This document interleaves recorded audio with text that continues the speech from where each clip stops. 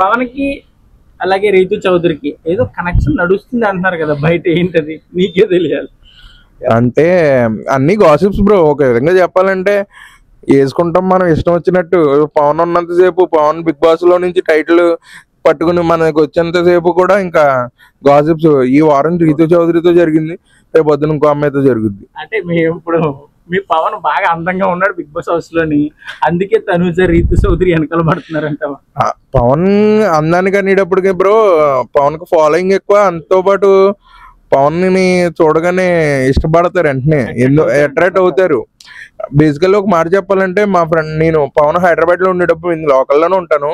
మా friend phone చేశాడు, ఒరే ఈరోజు పలానా మాల్లో నాకు పవన్ కనిపించాడు రా అని చెప్పి. మాట్లాడుకున్నారా అంటే బాగానే ఉన్నారు, నాతో పాటు మా కొలీగ్స్ వచ్చారా మాల్ కి, పవన్ వెళ్ళిపోయాడు, తర్వాత నన్ను చెప్పేయారా బాబాల్లో తన అకౌంట్ ఇవి, తన అకౌంట్ ఇవి, తన అకౌంట్ ఇవి అని. అలా ఫ్యాన్ బేస్ ఉంటుంది తనకి, చూడగానే అందరూ అట్రాక్ట్ అవుతారు. ఓకే, పవన్ కి సపోర్ట్ చేస్తున్న వాళ్ళందరికీ ఏం చెప్తారు? నేను అందరికీ ఒకే పాయింట్ చెప్పాలనుకుంటున్నాను బ్రో. మనలో ఒక్కడు మన నుంచో వెళ్ళాడు, అందరూ సపోర్ట్ చేసి పవన్కు ఓట్ చేస్తే మనలో ఒక్కడు ఏం చేయగలడో అదంతా చేసి చూపిస్తాడు అక్కడ.